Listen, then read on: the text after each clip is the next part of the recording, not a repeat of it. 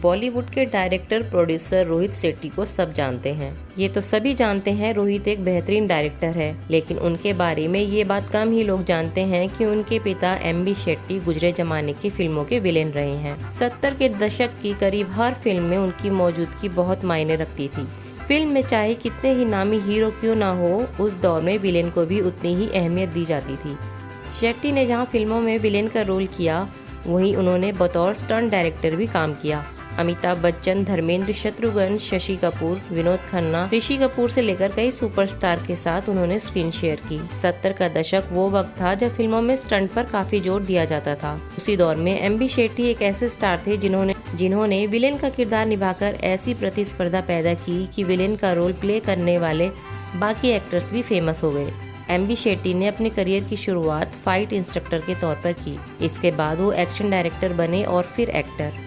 Reports की माने तो शेट्टी की पढ़ाई में ज्यादा दिलचस्पी नहीं थी, जिसकी वजह से उनके पिता ने उन्हें मुंबई ये सोचकर भेजा था कि वे यहाँ कोई न कोई काम सीखकर पैसे कमा लेंगे। मुंबई आकर उन्होंने पहले वेटर का काम किया, लेकिन उसमें भी उनका मन नहीं लगा। फिर बॉक्सिंग करने लगे। बॉक्सिंग में उन्होंने खूब नाम कमाया। उन्होंने कई टूर्नामेंट जीते। शेट्टी ने करीब 8 सालों तक बॉक्सर के तौर पर काम किया। बॉक्सिंग के बाद उन्हें फिल्मों में बतौर फाइट इंस्ट्रक्टर काम मिला। उनकी पहली फिल्म 1956 में आई हीर थी। इसके बाद वे लगातार फिल्मों में एक्शन कोऑर्डिनेटर के तौर पर काम करने लगे। इसके साथ ही उन्होंने एक्टिंग भी करना शुरू कर दी।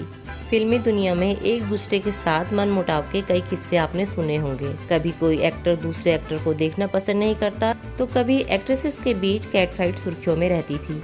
लेकिन क्या आप जानते हैं, अपने अहम के चक्कर में एम.बी. शेट्टी ने ऑल टाइम ब्लॉकबस्टर फिल्म को छोड़ दिया था। इस अनसुने किस्से का जिक्र हाल ही में फिल्म निर्माता रोहित शेट्टी ने किया। उन्होंने बताया कि आखिर वो क्या कारण था जिसके कारण उनके पिता ने ब्लॉकबस्टर फिल्म को छोड़ दिया था। ये फिल्म थी साल 1975 में रिलीज हुई शोले। रोहित शेट्टी ने एक इंटरव्यू में बताया था कि शोले रिलीज हुई थी, लेकिन 4 दिन तक नहीं चली। इसके बाद मेकर्स ने इसे दोबारा शूट करने का फैसला किया।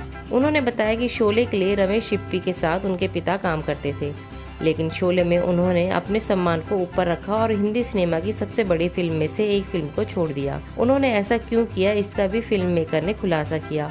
रोहित शेट्टी ने बताया कि उनके पिता यानी एम.बी. शेट्टी नियमित रूप से रमेश सिप्पी के लिए स्टंट कोरियोग्राफ करते थे, लेकिन इस फिल्म के लिए रमेश सिप्पी ने ट्रेन सीक्वेंस को शूट करने के लिए भारत के बाहर से एक टीम बुलाई थी। ये बात उनके पिता को नागवार गुजरी, इसलिए उन्होंने अपने गुरूर को ऊपर रखा और शोले का हिस्सा ना बनने का फैसला किया। रोहित ने बताया, उनके पिता को कभी इस बात का पछतावा भी नहीं था, क्योंकि उन्होंने अपने करियर में बहुत सी फिल्में की थी। एम.बी. शेट्टी ने 50 के दौर के बेहद लोकप्रिय स्टंट मास्टर शेख आजिम से गुर सीखे थे। उन्होंने प्रेमनाथ, प्राण और प्रदीप कुमार जैसे कलाकारों के लिए बॉडी डबल का काम किया था। उनकी लंबी चौड़ी कद काठी और गंजे सिर की वजह से खलनायकी के किरदार असरदार हो जाते थे। हालांकि रियल लाइफ में शेट्टी अपने पर्दे की छवि के बिल्कुल उलट थे।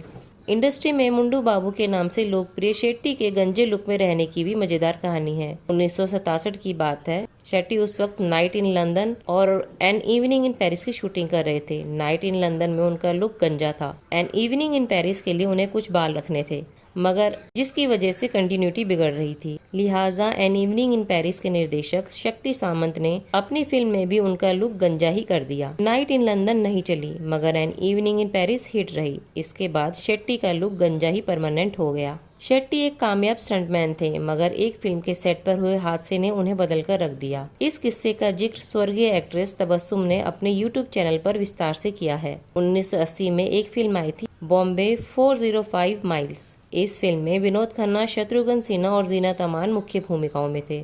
शूटिंग के दौरान सेट पर मंसूर नाम के स्टंटमैन की मौत ने शेट्टी को हिला दिया था। इसके लिए खुद को जिम्मेदार मानते हुए वो डिप्रेशन में चले गए और उन्हें शराब की लत लग गई। आखिरकार 1982 में उनका 51 वर्ष की उम्र में निधन हो गया। हिंदी सिनेमा की कई कल्ट एक्शन फिल्मों को मिलाकर उन्होंने अपने करियर में करीब 700 फिल्मों में काम किया था। उनकी पहली पत्नी का नाम विनोदिनी था, जिनसे उनके 2 बेटे और 2 बेटियां हुई।